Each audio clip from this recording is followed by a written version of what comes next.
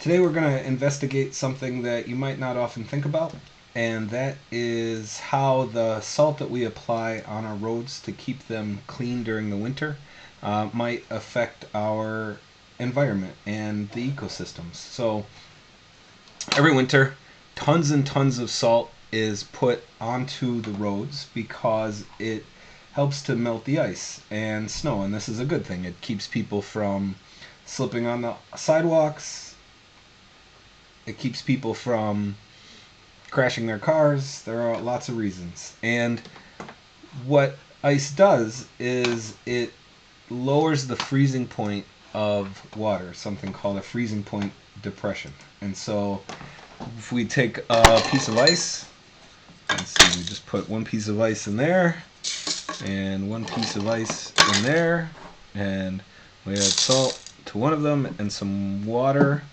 If I was being more scientific, I would measure that out, but it looks like it's an equal amount.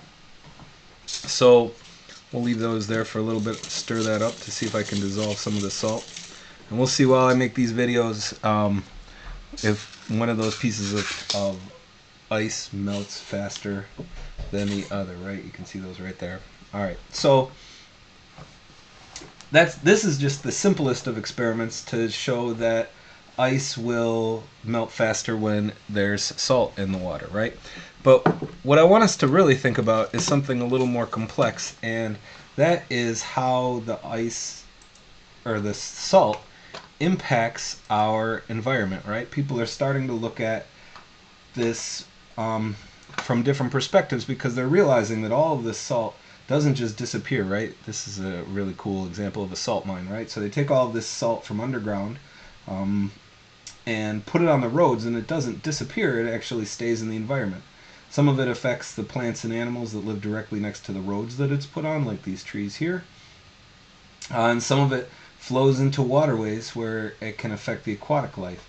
And so people are starting to think a little more deeply about how all of this salt is affecting our ecosystems, because while it might affect the plants, then that can affect the animals that depend on those plants, and then the animals that depend on those animals, and it can have cascading effects throughout our ecosystem. So what I'm asking you to do is investigate how road salt is going to impact the germination of seeds. Now what I have here are radish seeds, and these aren't wild plants, but radish seeds are easy to get, so that's why we're going to use them for this experiment.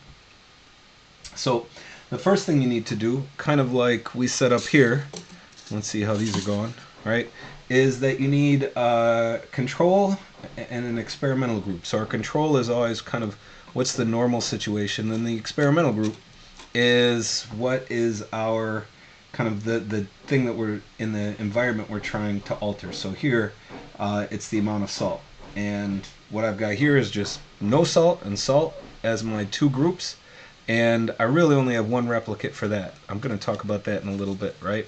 So we're going to set up an experiment to study how the seeds are going to be impacted. The germination is going to be impacted by the presence of salt. We want to start with more than one replicate, right? And it's probably a good idea if we were doing this to label. And I'm just going to use these, but you can use whatever you'd like that you can find around your home to set things up in. So what I'm going to do here is I'm going to make one group just no salt, right? And so, like I said, I'm going to want to label these. Let me get a marker out. Yeah, right? So I'm going to label these no salt, and I'm just going to label this salt, right? Salt, there's salt, there's no salt, right? And I'm going to label each of these just so I don't lose track. Now, I need multiple replicates because there is variability, right? So I am going to Get that there, right? And we need multiple replicates because we're going to do our best to eliminate any variability, but you never know. And so we want to make sure that we account for that. Now, I don't have anything to measure this salt out with here in front of me, right? So I've got to get creative a little bit. I think I'm going to do it by volume. And I think what I'm going to do is for each one of these that has salt, I'm going to try to put the same amount of salt. Let's see here. Put that there, right? The same volume of salt. Now, if I had a scale, I could do mass, but I know most people don't have a scale at home that they can do this kind of thing, so I'm trying to find ways that we can make sure everybody can do this at home. So, all right, that seems like a lot of salt. But, you know what? Oh, that is a lot of salt. Oh, well. You know what? I'm going to go back. Try again. Sometimes you have to do that in experiments. I'm going to do even less salt this time. Go. Made another line right there.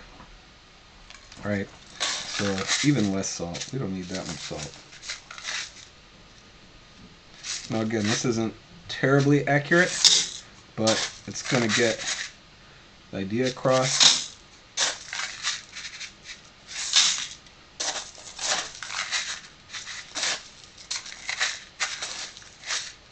Alright, so there we go. I've got 4 now. Ideally I'd have 20 of these, but I'm just going to sit with salt and no salt, right? So now the next thing I need to make sure is that each one has the same amount of water, because we don't want that to be a variable. So I'm going to use that first line that I made. I'm going to add the water.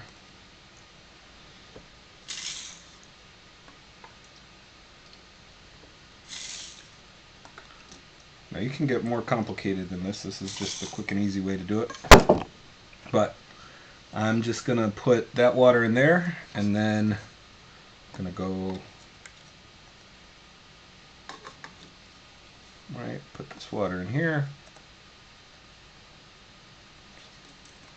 I've got the same amount of water in both. There's just one that has a lot of salt in it. Now you may say to yourself, is there really that much salt in the environment? Probably not, right? And so if you want to do some research into how much salt would be accurate, you can do that. Now, what I have found is that you can use soil for the seeds to germinate the seeds, but what I have found is that the best thing to do is to wrap seeds in paper towel. So what I'm going to do is I am going to, I probably should have cut this paper towel, but that's okay. Alright, I'm going to put 5 seeds in each paper towel, right? Alright, and then I'm going to fold it up like that, and I'll put it in the water. Now I'm starting to think maybe I should stir those up. I don't know, that's up to you. You can make that decision, but just make sure that you note that as you think about what your procedure is. So I'm going to fold this up. And I got 1, 2, 3, 4, 5 radish seeds in there, right? And 2, 4, nope, that was 6. 5 radish seeds, right? 5 radish seeds in here. All right. And so if I was setting this up fully, I'd go all the way down, and I'd make sure that I had these in each one of these. There we go, 2, 4, 5. Now, like I said, you can use soil if you want. There we go, I got that. 5 radish seeds. You can use soil. Now, the next thing you need to think about is what actual measurement you're going to take. Like, how are you going to know the difference between salt and no salt? So, what I'm thinking is, I've got so much salt in here, I'm just going to think about what germination versus not. So does this much salt cause seeds to not germinate? And that would be really terrible if the seeds wouldn't germinate at all, because then we wouldn't have plants growing.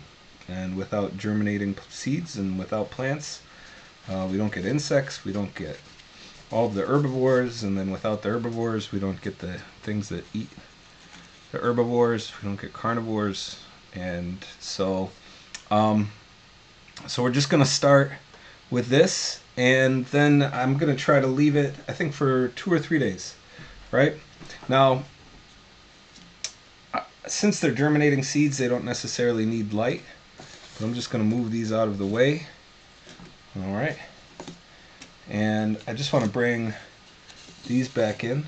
If you look, we've got a much smaller ice cube in this one that we put salt in, right? And then we've got that there that isn't as melted. So that's a quick version of how you can set up an experiment to test how salt affects the germination of seeds, specifically here radish seeds. So then the next thing you're going to want to do is record some data, some before, some initial, and some after data, and compare those two things and see if you can come to some sort of conclusion whether or not the salt impacted the germination of these seeds, right? So it'll just be a yes or no, right? I've got 10 seeds in there right now in each one, or 5 in each one, 10 total. So what percentage germinated would be a good thing to do, and compare those and come up with some sort of conclusion whether or not the salt impacted the germination of the seeds. So there we go. There's a quick experiment that you can set up, and I'm hoping that you'll get a little more creative with it than I did here and really think through how many replicates you have, what level of salt you put in. You could do a high, medium, and low salt. That takes a little more work and a little more thinking. You could do add some other variables, do multiple experiments that have, soil, no soil, water, no water, things like that. But I look forward to see what you figure out. All right.